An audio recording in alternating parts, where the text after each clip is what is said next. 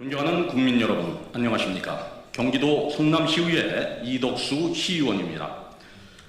저는 2010년부터 2018년까지 이재명 시장 재임 기간 동안 성남시의회 의원으로 초재선을 역임하였고, 현재는 제9대 성남시의회 의원으로 활동하고 있습니다. 오늘 기자회견은 최근 정계와 언론계의 이슈가 되고 있는 김현지 대통령실 제1부속실 실장이 자행한 2013년 성남시 괴문자 발송 정치공작의 피해 당사자로서 그 실체를 국민 여러분께 고발하고자 이 자리에 섰습니다. 김현지의 2013년 성남 괴문자 발송 정치공작의 실체를 말씀드리겠습니다. 2013년 1월 6일 오전 6시 8분경 제목 충격 성남 새누리당 성추행 이덕수 1월 6일 6시 8분 땡땡땡 다시 땡 이라는 내용의 문자 메시지가 성남시 유관단체 회원 및 불특정 시민 수만 명에게 33,071건이 발송되었습니다. 검찰은 압수수색을 통해 성남시청 2층 이재명 시장실 바로 옆에 있는 성남의제 21 사무실에서 괴문자가 발송된 사실과 김현지 사무국장이 자신의 컴퓨터에서 해당 괴문자를 발송한 사실을 확인하였습니다. 이에 검찰은 성남의제 21 김현지에 대해 허위사실 유포로 명예훼손 혐의로 재판에 넘겼습니다. 검찰의 공소장에 따르면 피해자 이덕수는 2013년 1월 4일경 성남시의회 새누리당 대표회의실에서 준예산 사태 관련 기자회견을 마친 후 의원총회를 하기 위해 성남시 애향 시민회원 오땡땡 등에게 자리를 비켜줄 것을 요구하였으나 오땡땡 등이 이를 거부하면서 몸싸움이 발생하였고, 이 과정에서 성추행 혐의로 고소되었으나 2013년 1월 24일 수원지방검찰청 성남지청에서 불기소 혐의 없음 처분을 받았다. 따라서 피고인은 사람을 비방할 목적으로 정보통신망 이용해 공공연하게 사실을 드러내어 타인의 명예를 훼손하였다는 내용이었고, 이후 2013년 10월 10일 수원지방법원 성남지원은 피고인 김현지를 벌금 150만 원에 처한다고 판결하였습니다. 저는 이 판결을 근거로 민사소송을 제기하였고, 수원지방법원 성남지원은 피고 김현지에게 원고에게 500만 원을 지급하라고 판결하였습니다. 이 모든 내용은 경찰, 검찰의 수사와 법원의 판결을 근거로 한 것으로 당시 김현지가 성남시장인 이재명 시장을 위해서 정적인 저를 제거하기 위한 정치 공작 사건의 실체라고 할 수 있습니다. 당시 수사 요청과 미처 수사되지 못한 부분에 대해서 말씀드리겠습니다. 당시 제가 수사기관에 제출한 탄원서에는 다음과 같은 요청을 명시하였습니다. 김현지는 누구의 지시를 받았는가? 33,071건의 개인정보는 누구로부터 받았는가? 33,071건의 문자 발송 비용의 출처는 어디일까? 그러나 이 부분은 끝내 수사가 이루어지지 않았습니다. 이후 저를 포함한 새누리당 의원들은 성남시의회 행정사무감사를 진행하면서 이재명 성남시장에게 김현지의 괴문자 발송 정치공작 및 성남의제 21에게 성남시가 지원하고 있는 예산 관련 의혹을 밝히기 위해서 김현지의 출석을 약 4차례 요구하였으나 이재명 성남시장은 김현지를 보호하기 위해서 학업 등의 핑계를 대면서 단 한 차례도 시의회에 출석시키지 않았습니다. 또한 당시 민주당 김용 의원을 비롯한 민주당 시의원들은 김현지를 보호하기 위해 행정감사 김현지에 대한 증인, 참고인 채택을 적극 반대한 바 있습니다. 2025년 더불어민주당이 국회에서 김현지를 보호하기 위해 증인 채택을 거부하고 있는 행태와 똑같은 일이 12년 전 성남시에서도 동일하게 일어났다는 데 주목하지 않을 수가 없습니다. 2014년 김현지와 첫 직접 대화 비화를 소개하겠습니다. 2014년 말 제가 김현지를 상대로 제기한 손해배상 소송 진행 중 김현지가 성남시의회 경제환경위원장인 저희 사무실에 찾아왔습니다. 당시는 성남시 예산심의를 앞둔 시점이었으며 김현지의 방문 목적은 첫째, 예산을 삭감하지 말고 이재명 성남시장이 편성한 대로 통과해 달라. 둘째, 손해배상 소송을 취하해 달라라는 두 가지였습니다. 저는 김현지의 정치 공작으로 인해 저와 저희 가족들이 겪은 수치감, 정신적 고통, 그리고 시민을 속이는 괴문자 정치 공작으로 인한 지역 유권자들의 상실감 등을 다음과 같이 설명하였습니다. 정치는 사람을 살리기 위한 일이다. 그런데 어떻게 허위사실로 사람을 죽이는 정치 공작을 할 수 있느냐? 아무리 정치가 비정하다 해도 초등학생과 중학생이었던 내 아이들이 겪어야 했던 고통, 가정 파탄까지 낼 수 있는 이런 근거 없는 일을 사실인 양 꾸며 정치 공작을 하는 것이 사람이 할 일이냐? 국민으로서 정치 공작으로 유죄가 확정되었고 성남의제 21 사무국장직을 수행하기에 부적절하니 사퇴하라고 요청하였습니다. 이에 김현지는 의원님 아이들이 겪었을 고통과 가정 불안은 생각하지 못했습니다. 충분히 공감하며 잘못했습니다. 라며 닭똥 같은 눈물을 흘리며 사퇴를 약속한 바 있습니다. 그러나 이후 김현지는 그 약속을 지키지 않았고 저는 악어의 눈물을 보았을 뿐입니다. 당시 이재명 성남시장과 김현지 관계에 대해 알려진 그대로를 말씀드리고자 합니다. 김현지는 75년생이고 등록 기준지가 광주광역시 서구 화정동입니다. 김현지가 어떻게 성남에 들어오게 되었는지는 정확히 알 수 없지만 김현지는 성남에서 성남의제 21 실천협의회 사무국장, 성남시민모임 집행위원장, 성남시립병원 건립위원회 사무국장, 성남참여자치연대 사무국장 등 여러 시민단체의 사무국장을 맡으면서 실질적으로 당시 이재명 성남시장을 당선시키는 선거 조직과 여론을 움직이는 역할을 담당해 왔습니다.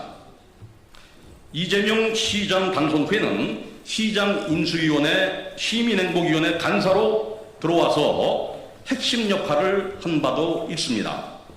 또한 2011년 3월 환경 전문가도 아닌 김현지가 성남의제 21 사무국장에 내정되자 이재명 지지단체인 성남환경운동연합이 성남의제 21은 사무국장 선임 의혹을 밝혀야 한다는 성명서를 발표하며 강하게 반발하기도 했습니다. 2013년 1월에는 성남시 행복마을 만들기 추진단장을 맡아 성남시 각동 조직을 만들고 이재명 시장의 시책 추진에 일조한 바도 있습니다. 왜 김현지를 정치공작 전문가라 하는가에 대해서 말씀드리겠습니다. 김현지가 33,071건의 개문자를 발송할 당시 성남시의회에서는 예산안을 합의하지 못하고 있었으며 이에 이재명 시장과 김현지는 가칭 성남의정 감시 공동행동, 성남시 애양시민회 회장 김땡땡, 성남시 장애인단체 성남시 장애인 게이트볼 연맹 회장 정땡땡 등 수십 개 단체를 동원하여 성남시 본회의장 입구를 점거하고 새누리당 의원들에 대한 농성과 협박을 벌이는 일이 잇따랐습니다. 급기야 2013년 1월 3일 일부 단체 회원들이 새누리당 기자회견장이 진행 중이던 대표실에 난입해서 의총을 위해 모여있던 시의원들의 목을 조르는 등 폭력을 행사하기도 했습니다. 이후 기자회견장 이동을 안내하던 과정에서 오땡땡이 성추행을 당했다며 고소장을 제출하였습니다. 기자들은 당시 현장을 목격했음에도 불구하고 이덕수 시의원 성추행 혐의 고소 사건을 대서특필하며 연재 보도를 이어갔습니다.